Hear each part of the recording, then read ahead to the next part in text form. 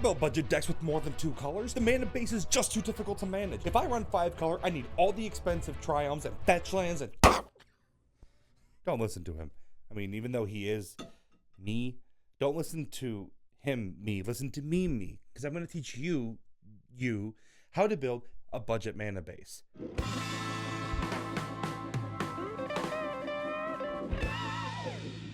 While I will be giving my tutorial on mana bases, keep in mind that this is mostly from a commander player's point of view. If you're running a modern deck, ew. But there might be plenty of things I cover in this video that could hold true for other formats, so it really does benefit you to stick around and click that like button and subscribe and ring that bell icon. Enjoy my memberships and watch my other videos and sell me the soul of your firstborn kin and give me access to your Netflix account or read a book for once. Consume, spender. With that out of the way, let's get into the different elements of pretty much any deck and what I think most people miss out when it comes to lands and deck building. How many lands should I be running? That's right, I'm about to start a fight. I usually run 36 lands in a deck, but I don't care how many lands you decide to run. I have seen someone in particular swear by 40. You know who you are. But I have seen people tell me that I should eat a basket of rusty nails if they think I should run more than 32 lands in a deck. But let's be real, I run 36. If I have a higher curve, I run 38. And on special occasions, I dip down to 34 or up to 40. If you want to run a different number of lands, go for it. Lately, I've kind of been vibing with 38, but that number is ultimately up to you. Look, I don't want to hear your stats. Frankly, if you feel statistical superiority over someone because you had a one-on-one consult with RNGesus, then be my guest.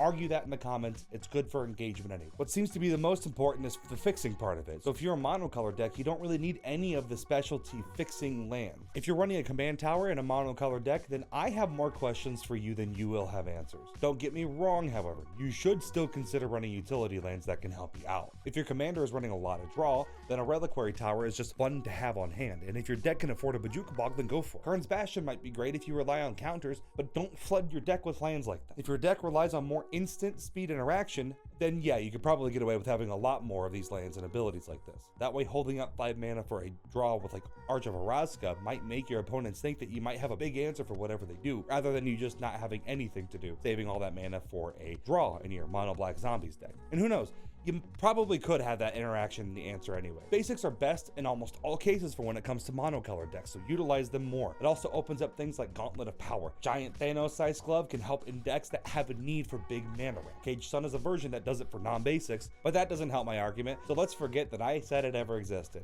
Let's force myself to forget.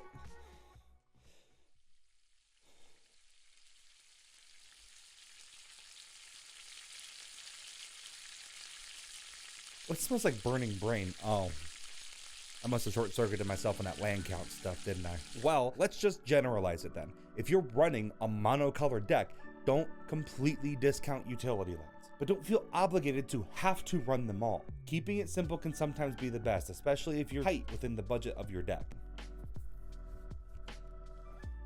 Monocolor decks were already easy to work with. What about these multicolored lands? How am I meant to fix them? They enter tapped. Who is this? How did you get my number? This is your son's friend. My name is Cody. I'm so sorry. Okay then. The problem that most people have with lands is that they cost a lot if you want them to enter an untapped. And look, all the ones I know of all enter tapped or cost up to $20 a pop. That's preposterous. Let's clean all that up and do some Scryfall wizardry. First, find a card that taps for 2 colors that you want. Let's say, for example, it's Swiftwater Cliffs. Then go to the bottom of the page where it says Scryfall Tagger. If this is your first time in this area, don't worry. It's only the most terrifying place on planet Earth. Just kidding. It's not Twitter. It's just an amazing utility for searching cards. Now at the top there are a bunch of art tags that help you search for things in card arts. And while that is cool, you should look closer to the very bottom. There are a bunch of little hyperlink tags under that card section. The thing to look at specifically is the Cycle Dual Land. This pulls up all the cards that tap for 2 different colors. Now, wouldn't that be nice if you could search this on Moxfield? Of course you can already do that. Go to your Moxfield search bar and type OTAG : just like that, and without hitting space, follow it up with Cycle Dual Land. You can do it in a lot of different ways. You could do this, or this. Not like this. That's looking for cards with the OTAG Cycle and the words dual and land in their name. And if you do that, then you won't get any results. Once you hit enter, you'll be taken to the page with all of the dual land cycles that have this tag. The The tagging people are pretty thorough, so it should be a pretty complete list, but it is people who have to manually go in and tag them. Now, look through these cards. Here's what you'll want to find. Things that only cost a little and have a shot at entering untapped.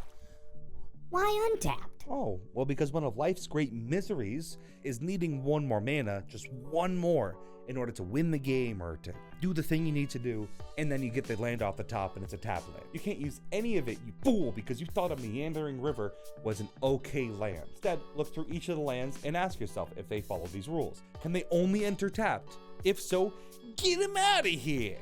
But what about... No, get them out of here. Do they tap for the colors we want without extra investment? If not, get them out of here. Are they over $1?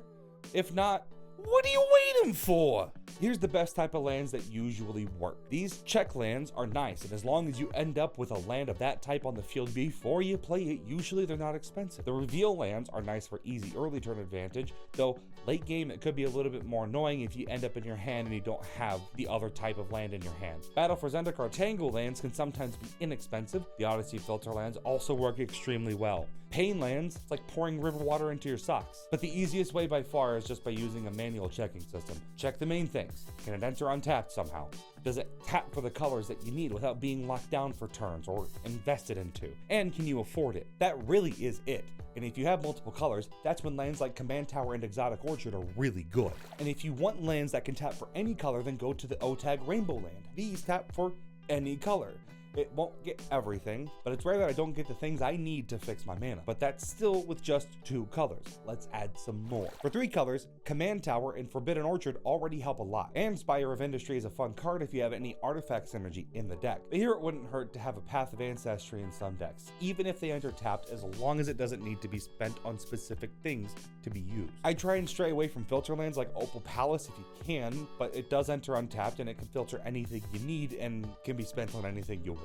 There are also tri-lands, so look at the tri-lands that you have available and just use OTAG Cycle Tri-land. A bunch of these enter tapped, but they can be extremely useful, especially if you're on a budget. Or you can fix with the new Landscape Cycle. They're very interesting cards that can get you a basic land out of your deck, but they also enter in untapped and can tap for a mana the moment that they come in. But I'm not trying to say you should go buck wild with tap lands just because you hit 3 colors. You shouldn't be afraid to add them though. This is also where your rant might be something to consider when you're building the base. In all likelihood, you can make a rant package that also fixes your mana through the land searches or rocks, but we can get to that after we discuss lands for more colors. Now, 4 is pretty much all the colors, so let's just group 4 into the discussion for 5. Okay, yeah, so I had a bit that was supposed to be that I grow, and that didn't work, so I'm recording this. You'll notice a difference in quality and a lot. So I guess the bit here is inconsistency. Okay, well, the basics of 4 and 5 color actually fall into the same category, fixing. I know of someone on my Discord using all filter lands in their 5 color deck. Kinda works really well. You could also benefit from running a few more rainbow lands or even consider a gates package. Now, I know this seems antithetical to what I just said about tap lands, but a gates package is actually very inexpensive. It would run all the gates, and that includes Gaunt Gate and Baldur's Gate. Gaunt Gate solves our tapped gate problem. Baldur's Gate ramps us for each other gate we control, making it super impactful in the late game, and while it would seem silly to run gates on the off chance that you find either of these, should point out to you the fact that ramp plays a key role in how you build your mana bases, and gates have some of the best ramp you can find. Open the gates. District Guide, Sylvan Scrying, Circuitous Route, or Circuitous Route, I really don't know. Gatekeeper Vine, Navigation Orb will all find you a gate in some capacity. First, always go for Gaunt Gate. Entering untapped is always going to be more important than the ramp. But once that is done, Ramp City, baby. Plus, if you already have Gaunt Gate out, all the ramp you get, like Circuitous Route, will have lands entering in untapped. The other benefit of Gaunt Gate and Baldur's Gate is that they tap for any color you need, or any color your gates can make. And that can really help in a pinch. But what about special cases? How do you change the base based on the colors that you're running? How many basics to non-basics? Will I ever go back to normal size? That was supposed to be in the last bit, but inconsistency is king. Cool, I'm back. As you build the deck, you want to keep in mind what your main goal is, so you don't run into issues with color pips. Best way to keep track of that is to get some data. If you use Moxfield, like I do, I'd scroll down to the bottom for the symbol breakdown. And if you don't use Moxfield, I'll put a link in the description for Moxfield. First is the easy category, green. If you run green, you better run all that mega mana ramp. It's what it's known for. Cultivate, Rampant Growth, Farseek, Farhaven Elf, Kodama's Reach, Sakura Tribelder, Harrow. Hi! Heck, even green has special versions of the Wayfarer's Bauble, like Diligent Farmhand and Font of Fertility. If you're running green in your deck, you have to skew your basic land count to be mostly forest. As an example, in my 5-color Gates deck, I run 1 swamp, 1 mountain, 2 plains, 2 islands, and 6 forests. That's 50% of my basics. That way, if I get a basic land in turn 1, it's usually an untapped forest that I can use right away, or to cast some green spells that search for my gone gate. And that's super useful for fixing your mana, so your mana base should be made to try and do that as soon as possible. I don't want to talk too much about ramp, but in a green and white, that's kind of the key. Your ramp can help fix your colors. And yeah, I said white. If you're running white as a part of other colors, there needs to be an exception made to one of the earlier rules, and yeah, it's about tap lanes. And I think that there was a little guy that was going to explain it to you. Thanks. You see, white is unique in the way that most of the mana ramp cards are bound by a few caveats. The first one, usually people need more lands when you activate these effects, so if you're searching for the lands with things like Boreas Charger, Cartographer's Hawk, Knight of the White Orchid, or Space Marine Scout, they all check to see if someone has more lands than you. The only budget exception that is unique to white is Core Cartographer, and while there are more examples of ones that do a similar effect, these specifically search for a plains card, not a basic plains. So if we're splashing white and have a disturbing lack of green, we can rely on the tap lanes that have basic land types to fix our colors. That way, we're ramping in white and fixing at the same time. To search that up, all you need to do is type in T:plains. And for the people that are studying Scryfall Wizardry, you can just remember this, that the T stands for type. So if you want a mountain, do T mountain. If you want a lizard, do T lizard. If you want to be a Shino or a hound, then that's too bad. Anyway, how do I leave the frame? And that's basically it. I'm sure I struck a chord with some of you, so kindly attack me personally in the comments in the form of haikus. It would make it a lot easier to sort out in the end. Remember, 575. Ultimately, this is how I build my decks, and as I continue to build more and more decks, the process gets refined. So I used to never do oracle tags, but the prospect of typing out this mess every single time became terrifying. So I ended up learning how to use Scryfall Tagger. Now this is what I've noticed when it comes to the decks I built.